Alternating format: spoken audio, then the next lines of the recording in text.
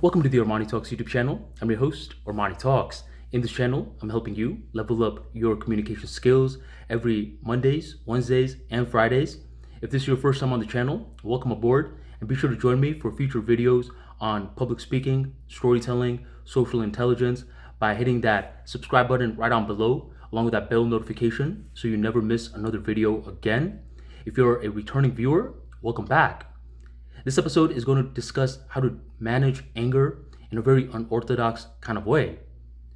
I used to think that controlling anger meant trying to eliminate it, and every single time that I tried to follow that philosophy, the worse off that the anger got. Luckily for me in my life, there was a certain period when I worked for this certain manager who had a completely different philosophy in regards to this emotion. His philosophy went like this. In order to conquer anger, you need to use anger. For you to understand this in analogy terms, let's imagine that you're a 15-foot giant. You're walking in a forest with your big feet, and a little thorn gets stuck in one of your foot. Immediately, you wince in pain, and your first reaction is to use one of your big palms to remove that tiny little thorn.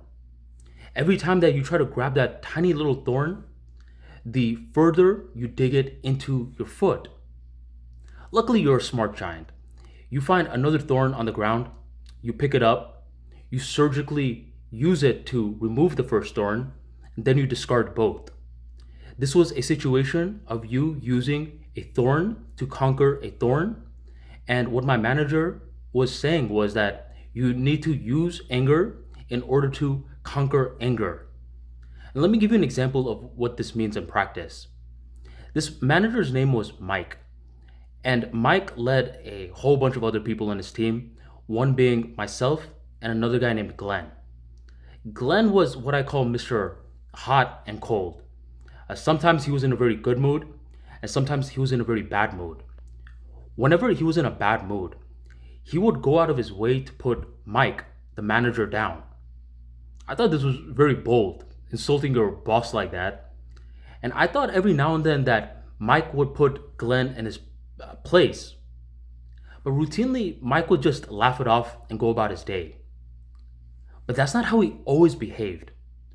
What I eventually came to see with Mike was that he did use anger, but in very rare circumstances.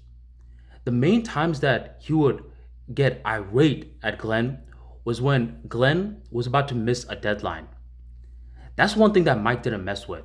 If you play and have all kinds of fun, that's fine. But if you're about to miss a deadline, he's going to snap at you.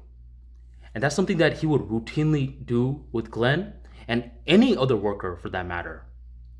By the time that my time with the company was wrapping up, I had this one final meeting with Mike where the topic of leadership came up. And Mike was talking about how the whole purpose of a leader is to control their own emotions so they can control other people's emotions. And that's when I had to bring up Mike's love-hate relationship with Glenn. And he started to explain the psychology behind why he behaved the way that he did.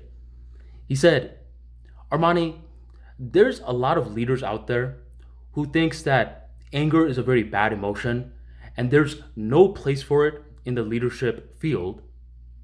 I beg to differ. I think that anger is a great emotion and it should be leveraged every now and then, but not too often, otherwise it's going to destroy your career. Then I asked him, how do you know when to use it?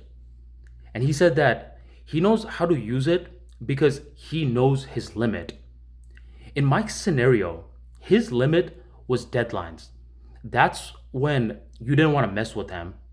And he was very intentional about it. He said that that was his limit from the beginning of his career, and he didn't sway away from that. And by giving his mind a clear target of when he was allowed to get mad, he now was able to discard all the other stuff which he deemed very small, which in this scenario was Glenn's jokes. This was very fascinating to me because this tied into a completely different field within my life which happened when I was hosting different leadership seminars in the Tampa Bay area. One of the speakers did this one little exercise in front of the audience members.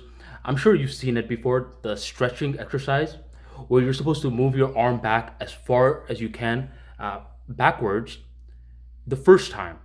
That's what the speaker assigns to the audience. Move your arm back as far back as you think it will go. Audience does it. Then the speaker in this conference would be like, I want you to try it again, but this time I want you to move it back just a half an inch more. So the audience members try it again, and every single person in the audience members are capable of moving it back just half an inch more. They discovered a new limit. Once they see that new limit, there's no going back. They know that the first one was simply a fluke. To put it all together, in order to manage anger in a very unorthodox way, what we need to do is we need to assign ourselves a limit. Not 5 different limits, not 10 different limits, but just one limit. And this limit is something that we know that will get us angry. And a part of us is like, I don't care if it gets me angry. It should get me angry. Sort of like what Mike did with his deadlines. He never vilified that. He actually embraced it. So try to find something like that, and you'll start to notice that the first time that you find something, you're sort of like those audience members who thinks that you've gone far back as you possibly thought you could go. Let's say you're like traffic. Traffic is that one thing that is my limit. You think about it, you take some time with it, then the speaker is like, move it back half an inch more. So you think about it a little bit more, and you're like, no, not traffic. That's whatever. For me, deadlines is another issue. If anyone is going to prevent me from meeting my deadlines, then I'm going to give myself permission to get angry. That's you stretching a half an inch further. Once you make that new situation come alive in your mind, now the whole traffic thing surprisingly is going to feel like a distant memory. It's surprisingly going to feel like one of Glenn's jokes. This is a very counterintuitive method in order to manage anger, and it's for a certain people that thinks that anger does have its role in the communication skills world. I don't think that this emotion was given to us just as a fluke. I think it was used for high performers who have to, every now and then, step in and show someone who's boss with what I call strategic rage. And that's something that Mike was able to do. But this move needs a whole bunch of self-awareness, so you need to be very, very mindful in finding your limit. Take some time, go down memory lane, and break down what has made you angry, what caused your temper tantrum, the worst one that you can imagine.